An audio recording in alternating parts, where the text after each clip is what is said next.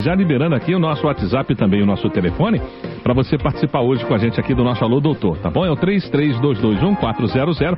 Se você tiver alguma pergunta que você quiser fazer aqui para o nosso entrevistado de hoje, você pode mandar ligando para o Marquito aqui, passando o seu nome e a pergunta, ou então você pode mandar uma mensagem pelo nosso WhatsApp, o 996527707, seu nome, seu bairro, e aí você conta, faz pra gente a pergunta que você quer, tá bom?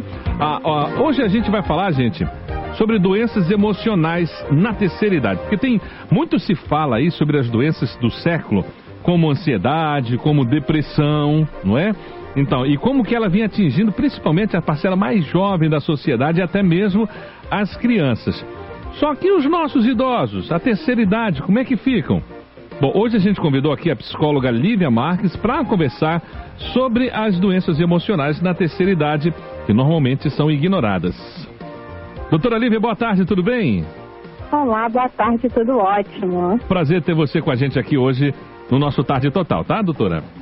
Muito obrigada. Primeiramente, quais as doenças emocionais que podem atingir a terceira idade, hein, doutora Lívia? Então a gente pode falar já de início da depressão. A depressão, ela é uma das que mais estão atreladas à questão da terceira idade, quando a gente fala de saúde psicológica na terceira idade. Uhum. Também podemos falar de crises de ansiedade, podemos falar de transtorno do pânico. Hoje, conforme a nossa sociedade se encontra, né, que muito corrida, muito violenta, muito cheia de surpresas que a gente não espera de forma muito violenta, muito negativa, a gente pode falar também do estresse pós-traumático, né, do famoso TEPT. Uhum. Doutora, quais são as causas, quais os motivos, então, dessas doenças aí na terceira idade? A gente tem uma grande particularidade na terceira idade, que é a questão de que, na terceira idade, né, a pessoa provavelmente já tem filhos crescidos, né, com as suas vidas, com as suas famílias, já tem netos, já tem bisnetos, e essas pessoas, às vezes, elas ficam muito sozinhas, o que faz com que elas, às vezes, utilizem o discurso, tenham o discurso de tipo, eu não vou até lá para conversar com ninguém, porque eu vou incomodar fulano, vou incomodar o meu filho, o meu neto. E, na verdade, isso precisa acontecer.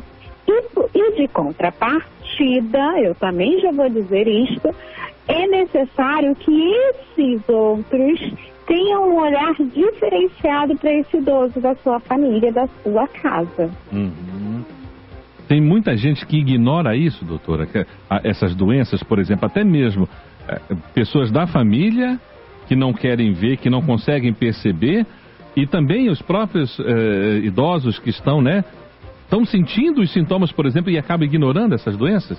Sim, muitas pessoas ignoram essa doença. O idoso, ele ignora porque acredita ser algo normal, de que eu estou sozinho. Ainda tem uma questão de que alguns idosos não têm conhecimento também em relação a essas questões de saúde mental, mas também muitas pessoas mais novas também não têm noção nenhuma do que é saúde mental e acreditam que, por exemplo, uma depressão pode ser uma, entre aspas, deixo bem claro, uma frescura, enquanto ela não é algo muito grave. Então, falta-se o tato e a empatia para olhar para este outro. Uhum. Não é porque esse outro já viveu, tem toda uma rotina, tem toda uma trajetória de vida, né, de conquistas, de caídas.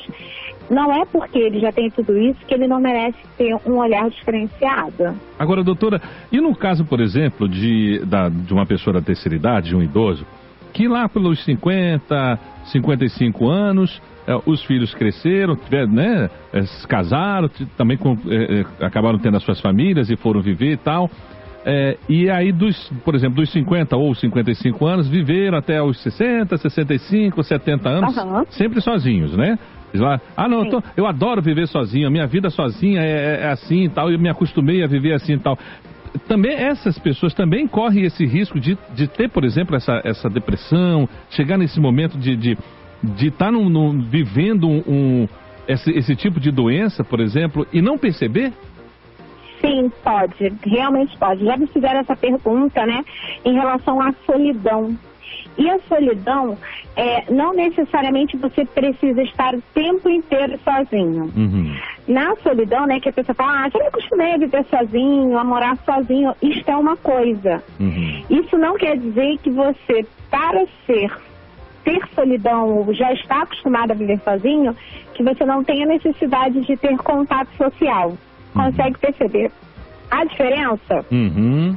Então a gente precisa pensar o seguinte, não é porque eu estou acostumada a viajar sozinho, a ir ao mercado sozinho, que eu não preciso ter atenção e perceber quando eu falar assim, poxa, tem alguma coisa que não está legal aqui, tem alguma coisa que não está me fazendo bem.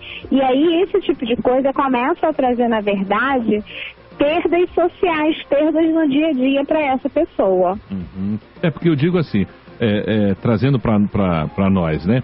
A gente, qualquer pessoa, eu acho que chegue numa casa, que entre, que saia, sempre sozinha, sem falar nada, somente com uma televisão, por exemplo, um rádio, alguma coisa assim, vendo e ouvindo tal, mas sem ter aquele contato visual, aquele toque, aquele momento da conversa. Já sente muito estranho. Sim, já não se é? sente estranho, uma solidão. Mas para isso, a gente já tem, por exemplo, né, grupos, às vezes os idosos têm os seus grupos de atividade física que tem nas praças, às vezes tem os seus grupos de conversa, de passeio na igreja. Então isso é uma relação social e hoje os nossos idosos são super tecnológicos, né? Então já falam, por exemplo, pelo WhatsApp, já vão buscar um neto, por exemplo, já participam mais da vida da família mesmo morando sozinho. Então isso não quer dizer que não precise ter contato social. Certo. Doutora, eu estou recebendo aqui a Ruth Ferreira, ela é de Goiabeiras, mandando uma mensagem pra gente, dizendo o seguinte, o aborrecimento, doutora, provoca ansiedade, eleva ainda mais a solidão, depressão, essas doenças emocionais? Sim, Ruth, provoca realmente isso, independe da idade, ok? Por que eu estou falando isso? O aborrecimento, dependendo da constância dele, né, da forma que ele vem, se ele é muito constante, se é sempre batendo ali naquela mesma tecla, ele vai te adoecer psicologicamente, porque ele vai demandar energia sua para que você tenha processos para ter uma resposta funcional para aquilo, né, ter uma resposta emocional, social, funcional para aquilo e você não sofra. Então ele vai demandar isso de você. E às vezes a gente não consegue segurar a barra. Então ele vai adoecer psicologicamente e provavelmente fisicamente também. Pois é, doutora, e quais as consequências que essas doenças emocionais podem trazer para uma pessoa da terceira idade? Então, né, quando a gente fala sobre isso, a gente pode falar de, além de toda a perda social, perda cognitiva, perda comportamental, né, no dia a dia, que vai trazer coisas que são ruins para essa pessoa, a gente pode falar em níveis de ansiedade altos. Então, por exemplo, alteração do sono, alteração do apetite, alteração do ritmo de realizar as suas atividades no dia a dia. Então, são coisas, e às vezes a gente pode falar também de sintomas físicos, tremores, tonteiras. Então, são coisas que a gente precisa estar atento. A gente precisa estar olhando para esses idosos de uma forma diferenciada, porque nem sempre eles vão estar falando, nem sempre eles vão estar verbalizando.